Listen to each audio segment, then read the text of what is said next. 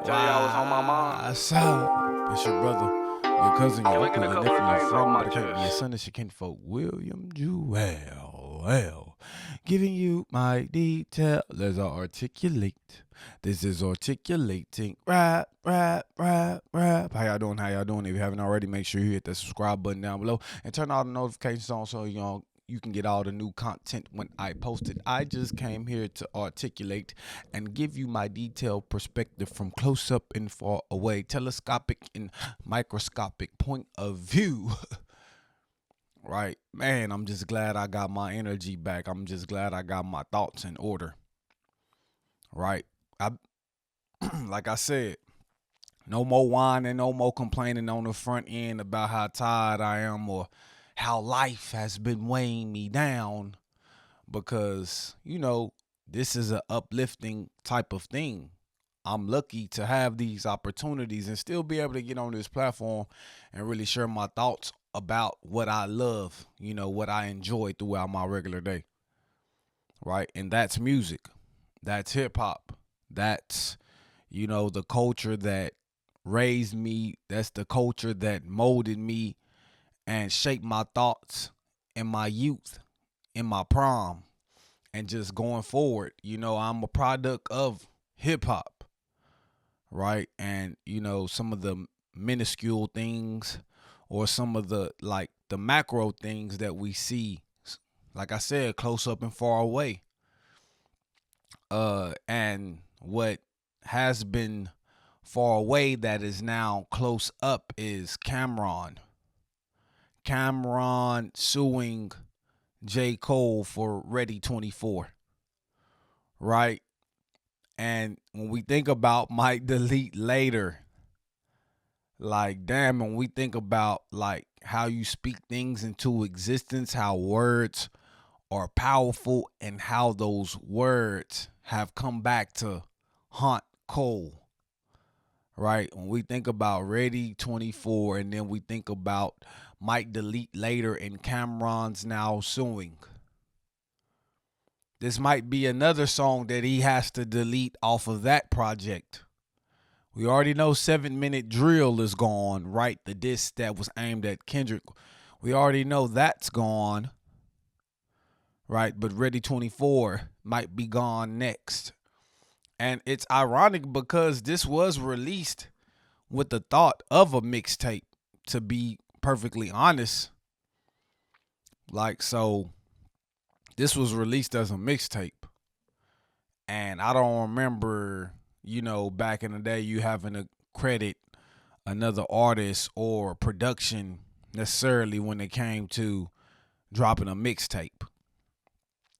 So, I mean, to me, as far as Cameron's point of view, if you're not hurting for 500K, because that's what the court documents are saying. He's alleging that J. Cole owes him 500K. Like he wants to be the co-owner of this song. And he feel like it made enough money to where he's owed 500K, and he wants to be able to look through accounting and look through the numbers that it did. And to be honest, that wasn't even the main talk when we talked about this album. It was Sticks and Stones. It was Pie. It was Pricey, the intro with Gucci Mane and Ari Lennox and Young Dro, like shit like that. It wasn't even Ready 24. We talked about Ready 24, but I don't even remember Ready 24 like even being that big of a song. And damn, when we think about might delete later, it didn't live long. Because after 7 Minute Drill came, the battle ensued. Then push-ups came. Then Euphoria came. And then next thing we know, might delete later was deleted from our memory banks. Trade the Truth and Ibiza. That's one of my favorite songs off that. Trade the Truth and Ibiza. So I actually did like the album. Like that was a top 10 album that came out last year, actually. So I mean, I say all that to say this. if Camron's not hurting for 500K, I believe this was something that could have been resolved behind the scenes. But now that it's public, it does put a little bit of smut on J. Cole, but not also does it look, dirty for Cole, but it looks kind of dirty for Cam as well. I think this was a win lose, right? For one of them, or it was a lose lose. I feel like shit. To be honest, like when I talk about hip hop and I talk about the culture that raised me, right? Damn, man, we talking about you suing like over something that y'all probably could have figured out behind the scenes. You've worked with Cole before on the off season, right? Interstate 95. You worked with Cole before, so why would this be something that you guys couldn't come to agreement with? You know that he's a man of his word. You know that if the opportunity was right for him to get on the show with you, to do a song with you, you know he would. Y'all recorded this in 2022. This happened last year, 24. When we talk about might delete later, I mean, I think he had an opportunity to do a song with Camron, but he wanted to get in the studio with him, right? And then by the time it is what it is, really just popped off, which I might say might have been 2023, might have been 2 years ago. Like this song wasn't even out at that point.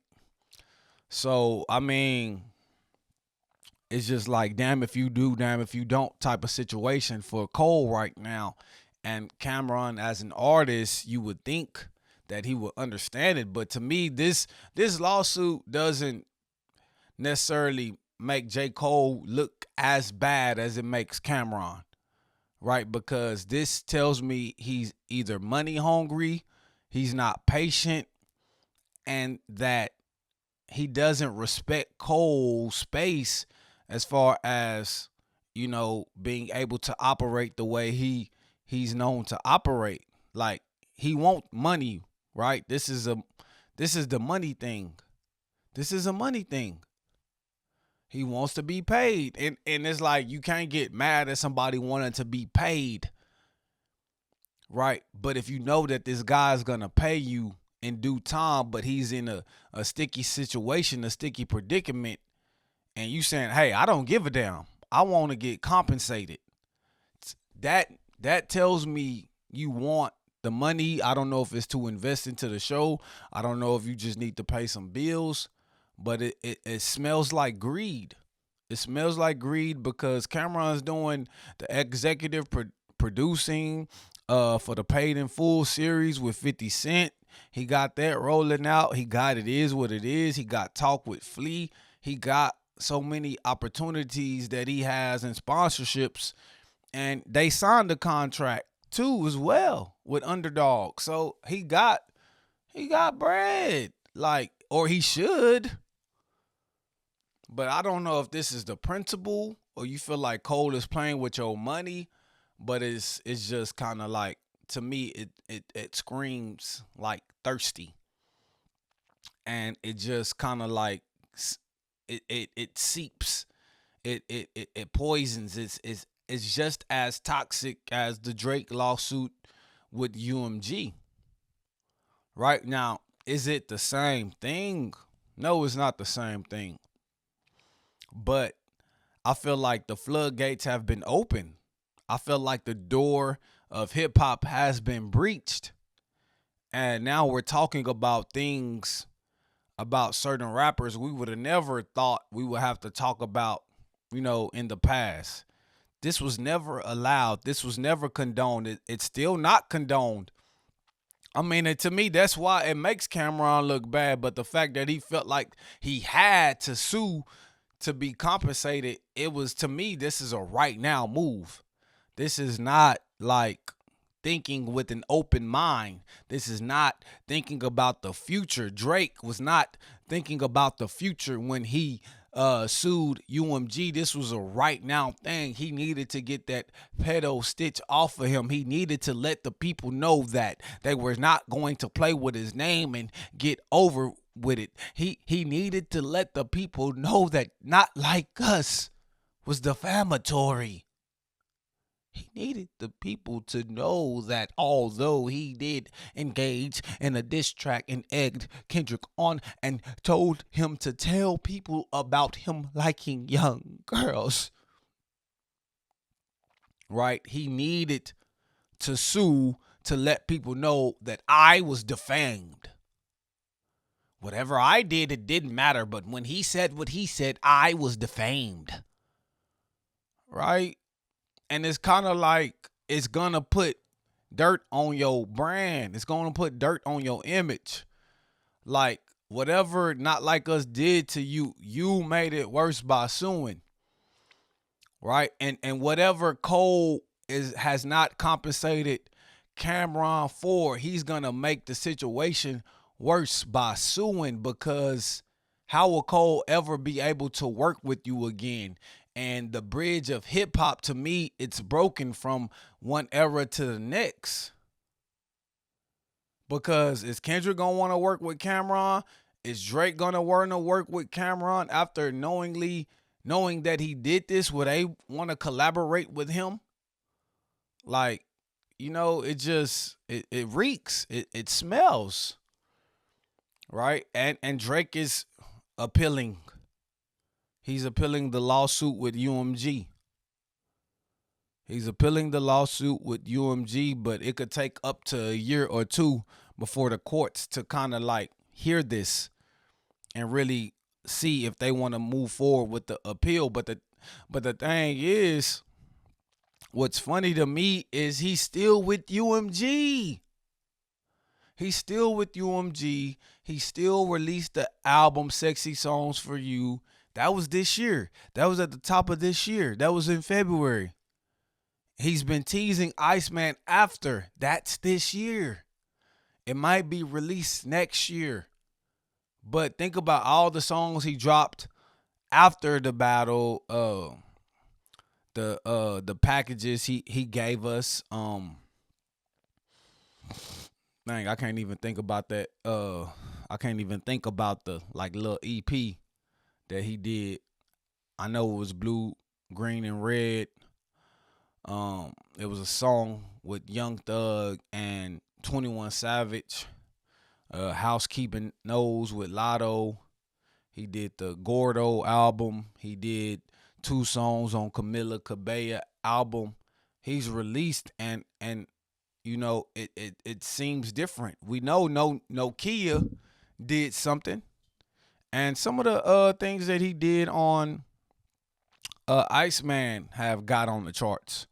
What did I miss? It went to number 2. So we know that Drake has done some things, but like totality body of work, like to continue to push this lawsuit, I just assume he's just trying to force his way out. I assume that the only way he will stop trying to sue them for this is if they just let him out of his contract and let him get back some of his royalties from previous music. Like, I just think that now that's the case.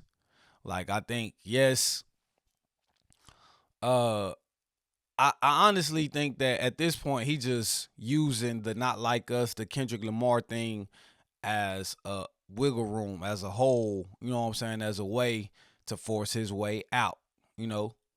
And what UMG they said, like after the initial case got dismissed, they said they look forward to working with Drake and continuing to help build up his music career. And to me, that was petty. So for them to say that is to say, like, bro, we not letting you go.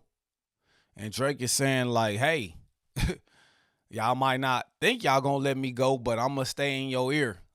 I'm gonna keep pestering you. All right. But the thing is, how does that reflect on his release of music? How does that reflect, or how does that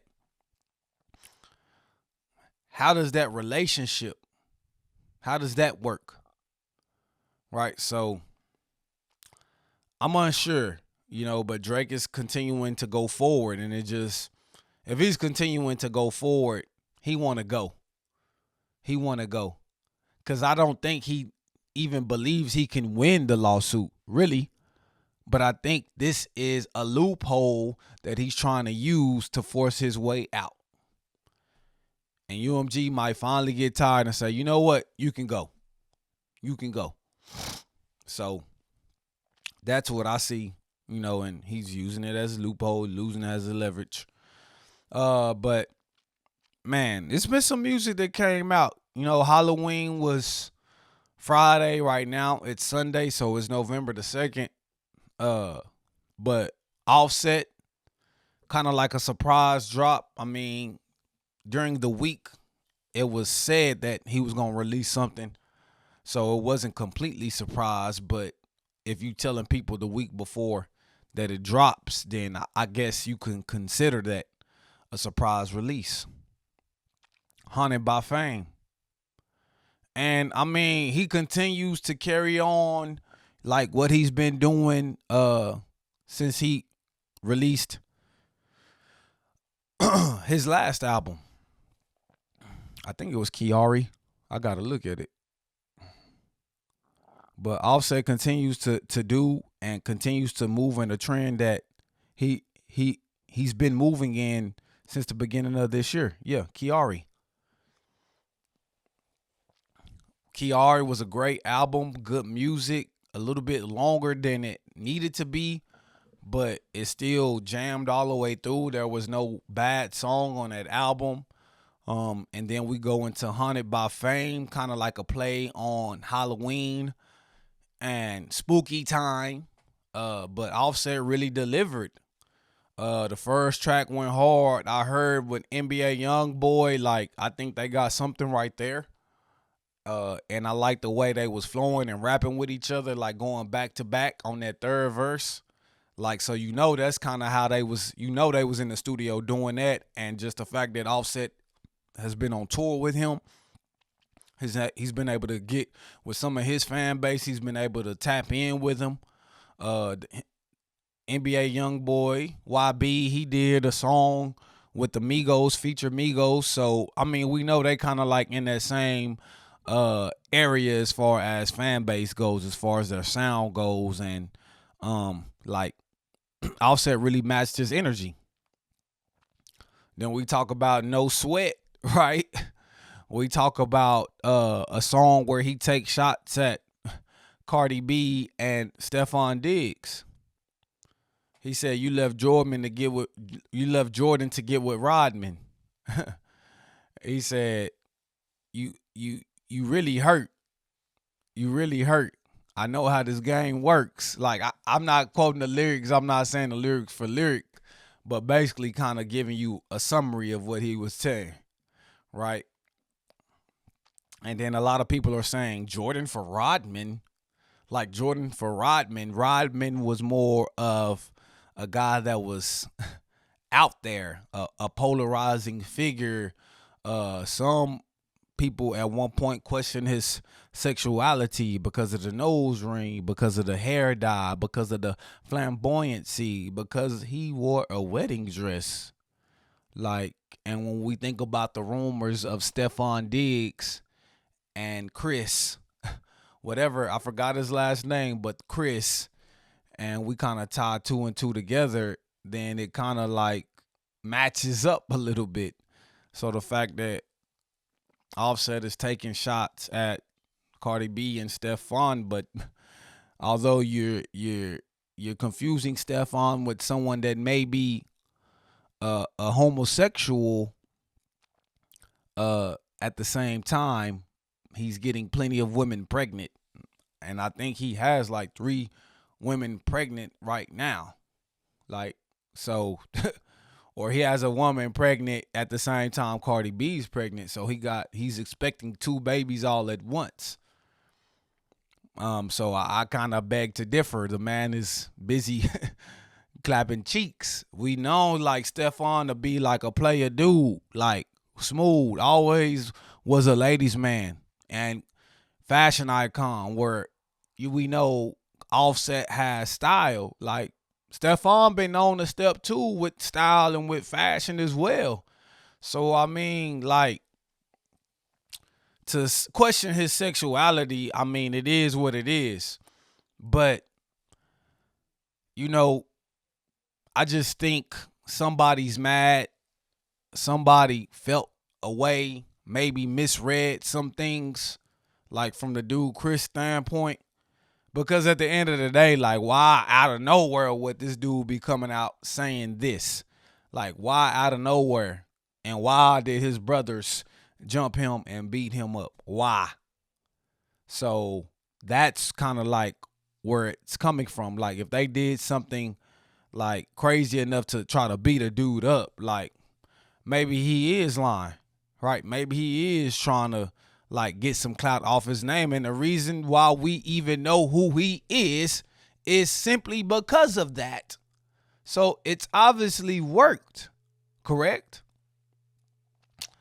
So, man, like, but to get back to the music, Offset, like, I really like what you did.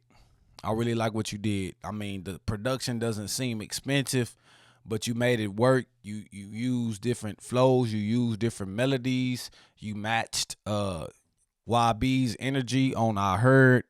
And then No Regrets, man. That was like some pain music that I really liked.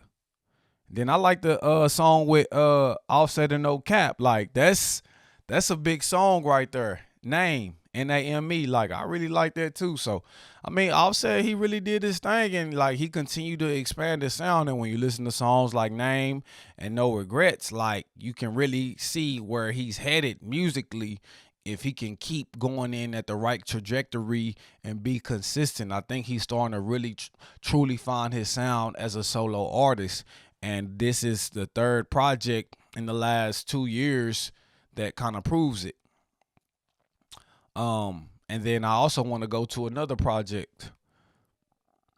I also want to go to Goldfish, right? Goldfish is Alchemist and Hit Boy. And the thing is, I've been jamming Alchemist and Hit Boy, right? I've been like their projects together. I've been like things that they did. They released the album last year, and it was a good album. And so, like, to me, this is just more along the lines of what they've been doing. If you really been like paying attention to their run, if you've been paying attention to their collaborations.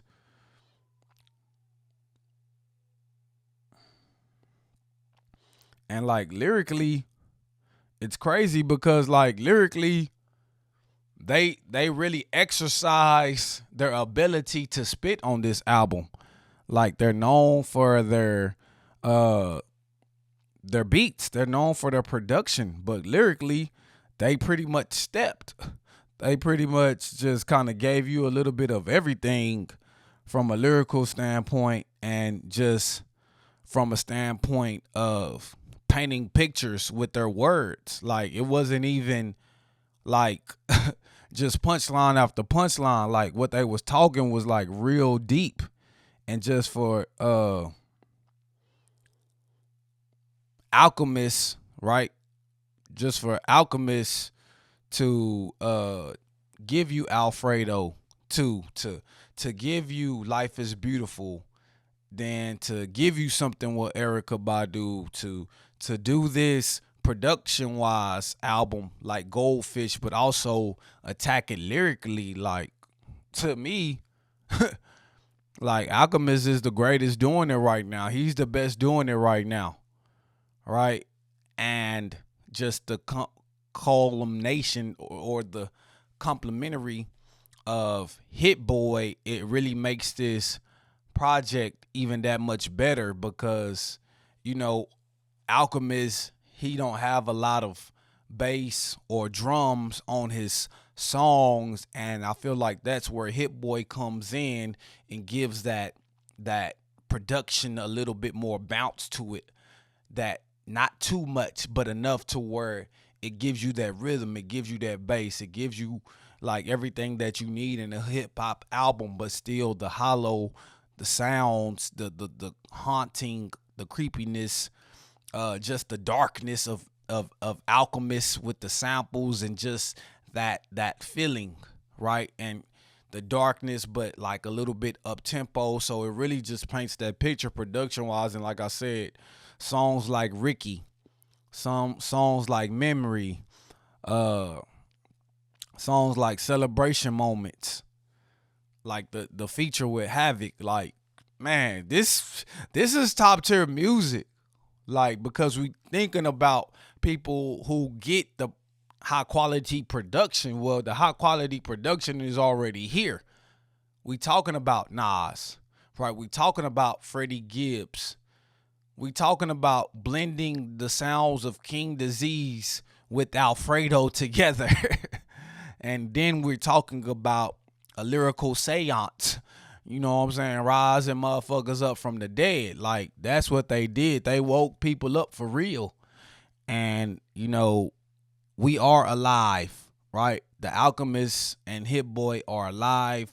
Their artistry is alive. And I appreciate what they do, right? And the reinvention. The reinvention, I'm going to make it quick because I'm not that big of a Ransom fan. But Houston, Texas, DJ Premier, the reinvention, I believe that was a good album. That was short and sweet, straight to the point. Gave you that East Coast feel, but high level lyricism.